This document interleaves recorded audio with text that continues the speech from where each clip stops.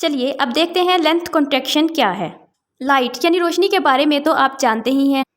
क्या आपको पता है इसकी स्पीड क्या है? लाइट की स्पीड दुनिया में सबसे ज़्यादा है। फिगर्स में बताएं तो ये 3 × 10⁸ मीटर पर सेकंड है, यानी 3 लाख किलोमीटर फी सेकंड। रोशनी 1 सेकंड में 3 लाख किलोमीटर का फासला तय कर लेती है। लाइट की स्पीड एक स्टैंडर्ड स्पीड है। अगर कोई ऑब्जेक्ट तेज से तेज स्पीड से हरकत करना चाहता है तो वो सिर्फ और सिर्फ लाइट की स्पीड के बराबर स्पीड से हरकत कर सकता है। ये भी एक मुश्किल काम है। लाइट की स्पीड के बराबर स्पीड से हरकत करना बहुत मुश्किल काम है। मगर फ़र्ज़ कर लें कि अगर कोई ऑब्जेक्ट तेज़ से तेज़ स्पीड से हरकत कर सकता है तो वो लाइट की स्पीड के बराबर ही पहुंच सकता है। इससे ज़्यादा तेज़ स्पीड वो नहीं पकड़ सकता। ये नेचर का रूल है। इसलिए जब भी हाई स्पीड की बात की जाती है तो लाइट का हवाला दिया जाता है। फ़र्ज़ कर लें एक स्पेसशिप 100 km/h की स्पीड से ट्रैवल कर रही है। अगर इसकी स्पीड बढ़ा दें और 500 km/h कर दें, तरह मज़ीद बढ़ा दें 50,000 km/h कर दें, इस तरह बढ़ाते बढ़ाते बहुत तेज़ यानी लाइट की स्पीड के बराबर कर दें। अब आपकी स्पेसशिप 3 × 10⁸ मीटर पर सेकंड की स्पीड से ट्रैवल कर रही है। तो जैसे कि हमने पहले भी बात की कि लाइट की स्पीड तो कांस्टेंट है, और जब कोई बॉडी लाइट की स्पीड के बराबर स्पीड से ट्रैवल करना शुरू कर देती है, इस इक्वेशन के अकॉर्डिंग स्पीड को कांस्टेंट रखने के लिए लेंथ और टाइम तब्दील होना शुरू हो जाते हैं। लेंथ की तब्दीली, लेंथ कॉन्ट्रैक्शन और टाइम में तब्दीली को टाइम डायलेशन बोलते हैं। तो यहाँ भी यही होगा। सी को कांस्टेंट रखने के लिए लेंथ तब्दील होना शुरू हो जाएगी।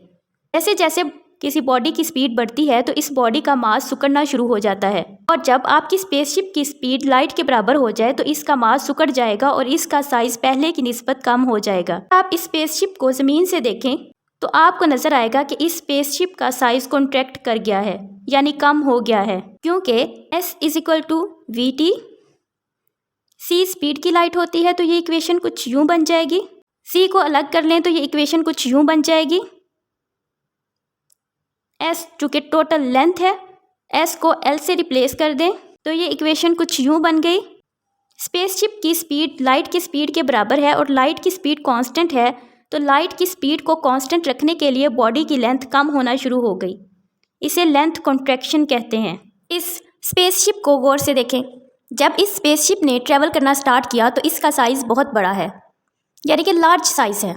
जब ये स्पेसशिप अपनी स्पीड बढ़ाएगी और बढ़ाते बढ़ाते स्पीड ऑफ द लाइट के बराबर चली जाएगी तो इस स्पेसशिप का साइज़ कम हो जाएगा। इस स्पेसशिप का साइज़ कम क्यों हुआ? स्पीड ऑफ द लाइट को कांस्टेंट रखने के लिए लेंथ कम होना शुरू हो गई। इसे लेंथ कॉन्ट्रैक्शन कहते हैं। ये बात हो रही थी उस वक़्त जब हम स्पेसशिप को ज़मीन से देख रहे थे। हमने ज़मीन से स्पेसशिप का साइज़ रिड्यूस होता हुआ नज़र आया। अब जो खलाबाज इस स्पेसशिप के अंदर मौजूद है वो जब नीचे की तरफ देखेगा तो उसे सब चीज़ें फैलती हुई नज़र आएंगी। उसे ऐसे लगेगा कि ज़मीन पर मौजूद तमाम चीज़ें फैल रही हैं। तो जब कोई body speed of the light से मूव करती है तो इस स्पीड को कांस्टेंट रखने के लिए लेंथ तब्दील होती है। इसे लेंथ कॉन्ट्रैक्शन कहते हैं।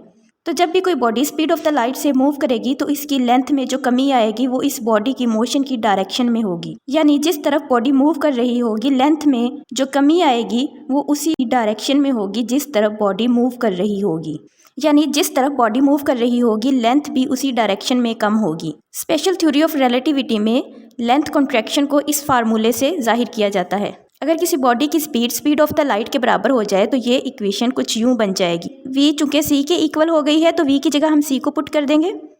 c से कैंसिल हो जाएगा। इसकी जगह 1 पुट कर देंगे।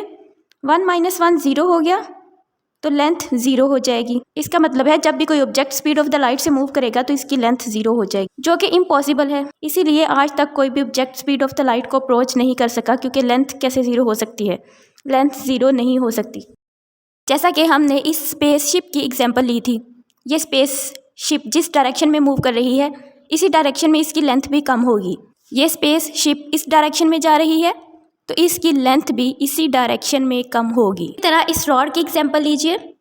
ये रॉड भी जब स्पीड ऑफ द लाइट के बराबर स्पीड से हरकत करेगी तो इस रॉड की लेंथ भी कम हो जाएगी। चूँकि इसने अपनी स्पीड लाइट की स्पीड के बराबर कर ली है, अब इससे मज़ीद आगे इसकी स्पीड नहीं बढ़ सकती, तो अपनी स्पीड को कांस्टेंट रखने के लिए इस बॉडी की लेंथ कॉन्ट्रैक्ट करना शुरू कर देगी। यानी सिकुड़ना शुरू हो जाएगी। इसे लेंथ कॉन्ट्रैक्शन कहते हैं।